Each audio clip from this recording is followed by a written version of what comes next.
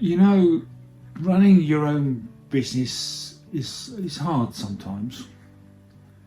I've been doing this malarkey for the best part of 30 years. It'll be 30 years September next year. And that blows my mind sometimes because I think, how the hell did I get here?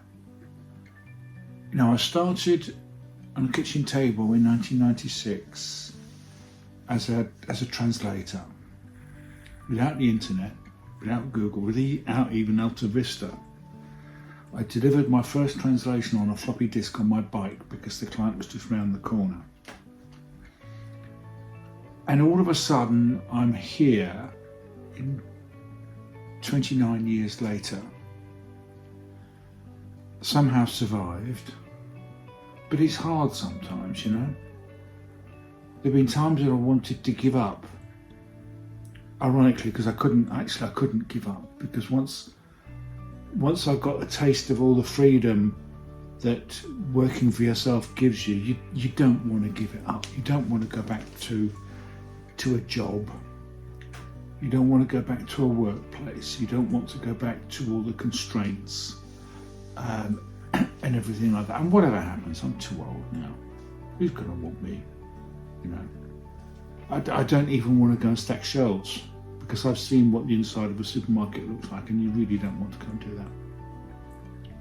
Not once you've tasted all the freedoms of being a freelancer, being a business owner gives you. That said, it's not always great. You know, the times when, if I can think of just recently, when I've been stood up by potential clients on a call and I forgot, well, you know, or they lead you down the garden path a little bit and said, well, actually, no, it's not the right time. And you get your hopes up and you think, yeah, this is the one that's going to make it. This is the one that's going to change my life. And they don't. I sound like I'm moaning and whinging here. And I don't really want to do that because it is a wonderful life. There are some wonderful moments with clients, you know, when you're looking down the Zoom camera and you see the light bulb click and say, oh yeah, that's it. That's the thing about my story that I didn't get before. That's the thing that makes sense to me. And believe you me, there's no greater joy than serving a client and making a difference in their lives. This is why I'm doing this video. It's really just an untethered rant,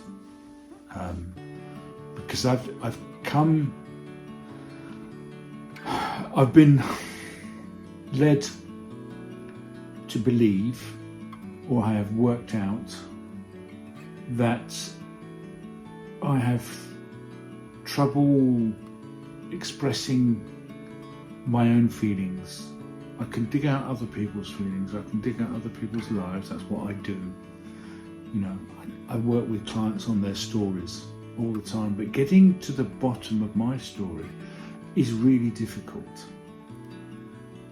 because there are things you don't talk about. In my family, I grew up in a family where you didn't really talk about feelings, but you didn't talk about emotions. I've got some generational trauma back to the First World War. I've got a great uncle who was killed during the First World War, who we never talked about. He was never properly grieved. My grandfather never talked to me about his brother. I didn't even know he existed until I was in my 50s. And my grandfather died when I was 19. You know, so my father hardly knew about him either. I grew up in a world where you didn't talk about the problems. So I grew up with a number of, I won't say phobias, that's a big word, but things that screwed me up because things went unsaid. I found out that my aunt was my mother's half sister. Well, that's a big deal. I was 35. Oh, I thought you knew. Because it was presumed that people knew. And people grow up in atmospheres like that. And it's not healthy. So I'm here to lay my soul a little bit bare. Even if no one listens, it doesn't really matter. I'm not at that stage now. I'm not one who's looking for views, looking for sympathy even. This is just an exercise for me. It's an exercise in me getting used to be in front of a camera, just talking naturally, because it's something I want to do, but I've always had problems with. But it's also just an exercise in me getting used to talking about the things that I feel. I can tell you my story. I've written 2 books one book about my story and another book about writing stories. I can do that with my eyes closed. It's what I say to clients all the time. I can talk. I'm a writer. I can talk about you. Come and come and speak to me. I can talk about you. Not a problem. But I realised, and I thought I got over this, but I realised that talking about myself, getting in contact with myself, is far more difficult. And most of us have that kind of problem. It's the old thing about you can't see the label from the inside of the bottle. I've almost given up, like I said, a number of times, because you think, oh, this isn't working. Like when you don't land the clients, the phone does. In the 90s, this was the 90s, more than once I picked up the phone to check there was a dial tone, to check it was still working, because it wasn't ringing. I became an expert in solitaire on Windows 3.1 in those days as well. Particularly because I was scared to go and look for clients. Different story, perhaps. I can talk about that another time. But all the ups and downs, and you take the downs personally. I've been thinking about YouTube as well. YouTube is something I've wanted to do for years. I've been doing it on and off this year with more regularity than I've done in the past, and it's been fine.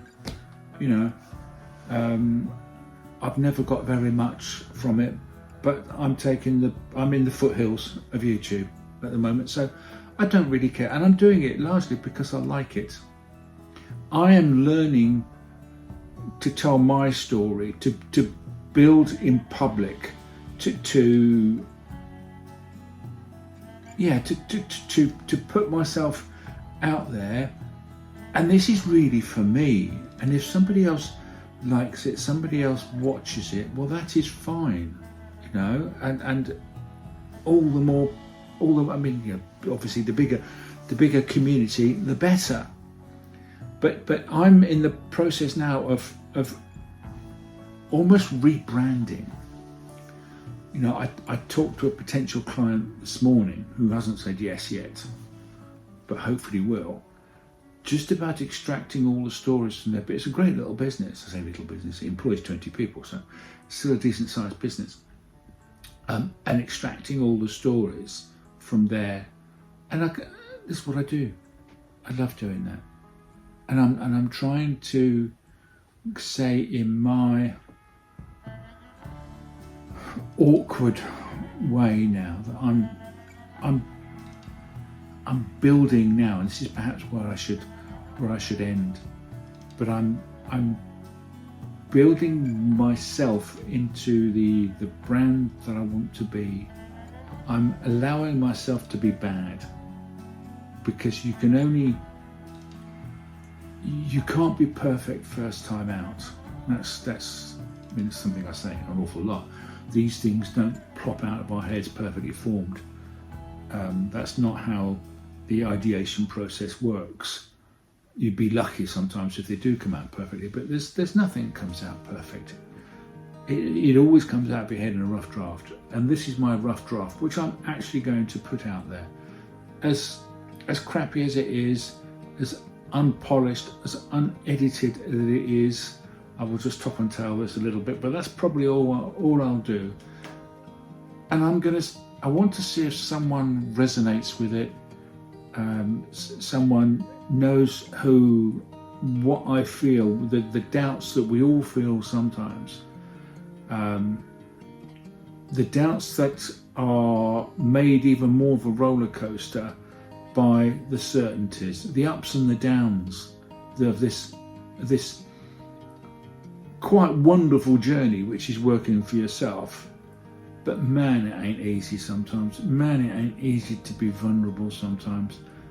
But I know that the way the world is now, we need to be more vulnerable. We need to connect more with clients. So this is in my very inept and all over the place kind of way. This is what I'm trying to do. So if this resonates with anybody, I'd love to have a chat with you, have a comment, and like, subscribe, and all the YouTube stuff. And I'll see you next time.